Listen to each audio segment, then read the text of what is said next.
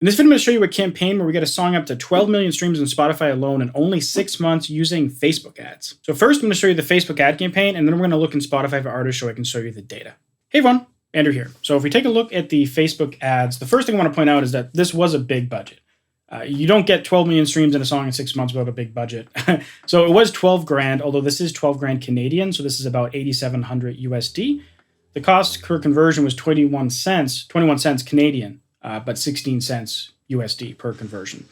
So lots of conversions, 56,000 according to Facebook. But if we flip over to Feature FM, it was actually like 77,000 or something like that. Yeah, 79,000 conversions actually. So a pretty crazy amount of conversions.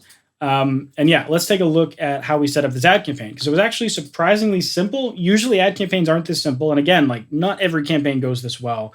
I don't always emphasize that, but you don't always get a song like this, right? No, even the best artists in the world don't get campaigns like this every single time.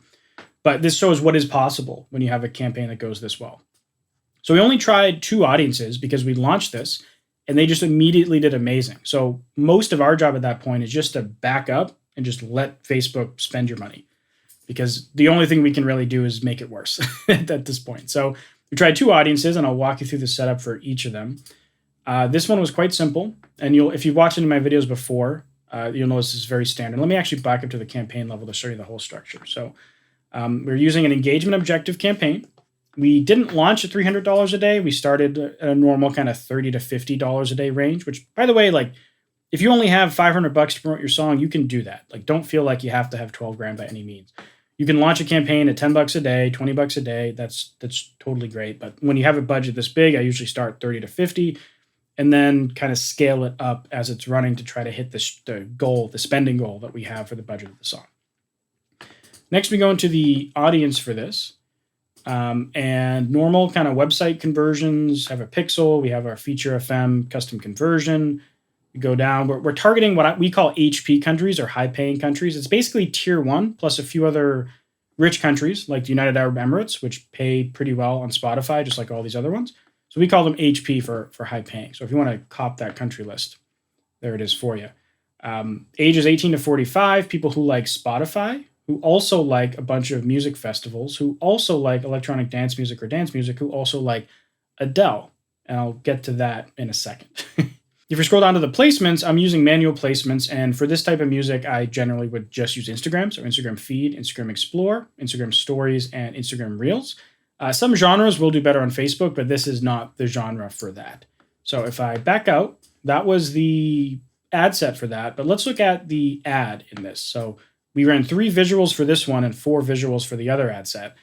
We usually make 8 ad creatives per song. When I say we, this was one of my ad agency's campaigns. I have an ad agency called Vivid Media.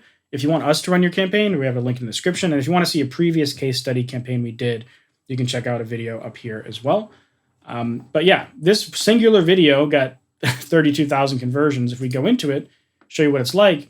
It's this kind of like best festival EDM song thing. Fairly simple, just showing EDM festival footage, listing some artists that they like. If we scroll down, we wrote that primary text, Adele meets EDM. And the reason for this, which I alluded to before, is this is a cover song it's an EDM remix of an Adele song, a very, very popular Adele song that everybody knows. So that probably contributed to the success of the campaign, just because everyone knows it, and it's a really good remix of one of those songs. By the way, I don't know if you knew this, but you can actually like ads in this little preview window by clicking the heart button. Just like, if you didn't know, you can like this video by clicking the like button down below. So our other ad set was targeting Adele, Never by EDM, now that you know that's an Adele cover song. And so this was very simple. It was just people who like Spotify, who also like Adele, who also like electronic dance music or dance music. So super simple setup. We had 4 ads in this ad set, but same kind of deal. EDM festival footage, and some of the ads are different text, like where Adele meets EDM, yada, yada, yada.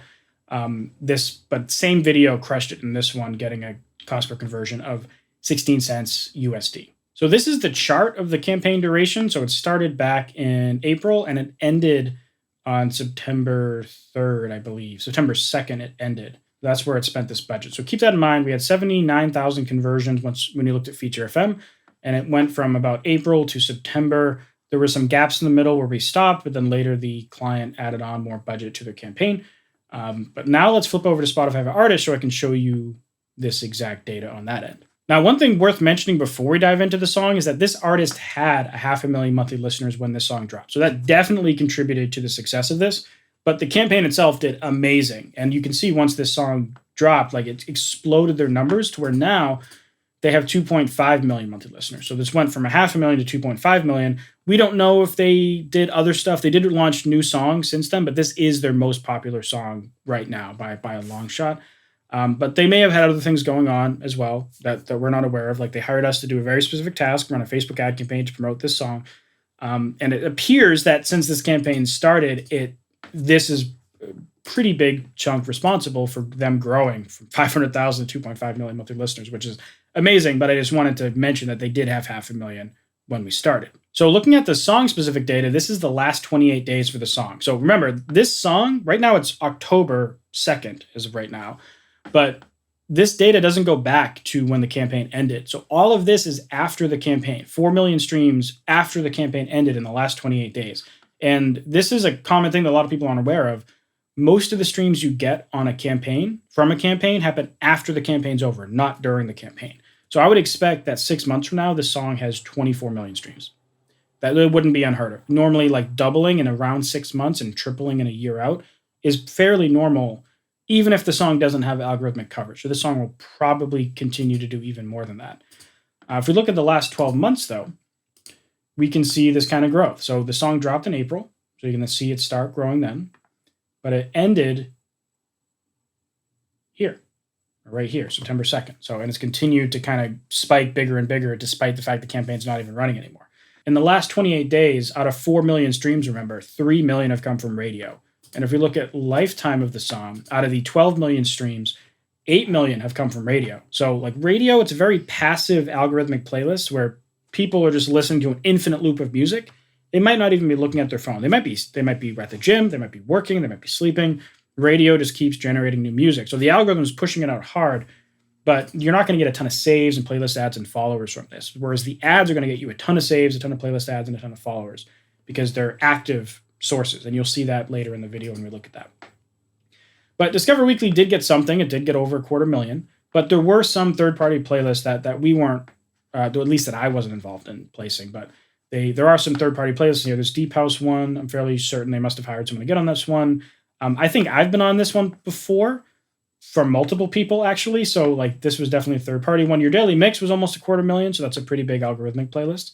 And then there's a few other relatively small third-party playlists that they were on. But you can see that the vast majority of this is like it's 2/3 radio and another chunk of active sources and a little bit of algorithmic. So pretty crazy. In fact, like the source of streams, 77% of the streams in the last month are from algorithmic sources like radio and Discover Weekly, which is nuts. So flipping over into the profile view, if we go down here, in the last 28 days, they had 2.5 million monthly listeners. I'm going to go back to 12 months, like we had it before. And I want to walk you through the source of streams. So if you look at artist profile and catalog, this is something that's directly proportional to your ads because this is people who are clicking on something to go to your song or your profile or whatever and then listening. So it's like directly proportional to new people coming in. But then if we look at listeners' own playlist and library, this is the kind of back catalog of people who have saved your songs and added them to playlists. So this just keeps growing and growing over time generally. It does decay slowly, like you can see back here. He had been kind of slowly decaying this listener's own playlist and library, but then the ads come and he's kind of filling this reservoir, if you will. If we go to here and bundle these together as active sources, we can flip and compare the active to the algorithmic. Now, the algorithmic in this list only just includes it only includes Release Radar, Your Daily Mix, Discover Weekly. It doesn't include radio. But if we go in and add radio here, you see at first radio, like during this April month, radio is not a thing. And then at some point it jumps up. And then at some point the artist probably opted into discovery mode in this song. And then it just continues to pop off. Now, you don't have to opt your song into discovery mode to get huge radio numbers. So I am just kind of guessing here, but considering the massive explosion in some months, I'm guessing they probably opted into discovery mode, especially where a lot of these spikes happen at the beginning of the month when discovery mode is being opted into. Now, we can also do some comparison. Let me turn off some of these to compare what third-party playlisting was like. And I'll add in radio actually back in. So like the third-party playlisting was fairly significant during May compared to their monthly stream count. And again, this is on the whole profile, so like this might be a blend of multiple songs happening at the same time because we can't look at this data for a song-by-song basis. But going forward, it's like the playlisting is such a small percentage. But this is what I normally want to see from playlisting. I don't like to see third-party playlisting to be more than like 20% of the monthly stream count on a given song, which I think they followed for this particular Adele remix. But just keep in mind, if you're going to use playlisting, there are right situations to use it, and there are very wrong situations to use it. This seems like a right situation. Like this was a little questionable, but considering the growth trajectory of the song, it makes sense to me why they put it in, because they knew this song was going to keep growing and growing and growing. But yeah, this is the distribution. Now, despite the fact that they had 500,000 monthly listeners and they have 2.5 million now, they don't have a crazy amount of followers, which makes sense considering how passive some of these algorithmic playlists are, like radio especially. But during this campaign, they went from about 7,000 to 27,000. Again, 20,000 followers for that $8,700 USD in ad spend. And then also all this algorithmic stuff happening, because you do get some followers from that. But still a pretty crazy growth in 6 months. At the time when they dropped the song, I guess they actually had 8,700 followers, and only 885 of those, which is 10%, checked out the song, which is actually a great number. 10% of your followers checking out your release in the first 28 days is actually awesome. Most artists fall between 4 and 8%. It's just a lot of people on Spotify that follow people, they don't check out every single artist's new song when they drop. Now let's look at locations. Keep in mind that all this location data is in the last 28 days, but it should be a reasonable comparison to what happened for the life of the song. So Spain was the #1 conversion country by a long shot. And I'll show that to you actually. Flipping over back into the feature FM, we can see that out of these like 79,000 conversions, 13,000 were in Spain, 9,000 were US, 6,000 Panama, 6,200 Germany. So all like tier 1, high paying, expensive countries. But Spain, for whatever reason, just really loved the song. But when you look at Spotify for artists, like Spain was pretty high, but it was only #7. Germany was actually the #1 song for Spotify for artists, followed by the United States, Netherlands, France, UK, Italy, and then Spain. So even though Spain triggered a lot of this stuff, when the algorithm kicks in, it does what the algorithm wants. And for me personally, it's a lot of the United States with some songs getting pushed in Germany. For this, it was Germany followed by some of these other countries. So the country you push your song in doesn't necessarily dictate the country you get your algorithmic streams from, which I've shown a lot of times on this channel. But just in case you're interested, these are the countries. I'm not going to go through them, but some of you are curious about that, so here they are. Now, if you want to learn the details of how you can run a campaign like this yourself, you can check out this video where I show the entire process from start to finish. But if you prefer a much more organized course with access to a community, my country and placement list, then you can check out my course, Spotify Growth Machine, right here. Anyways, thank you very much for watching, and I'll see you next video.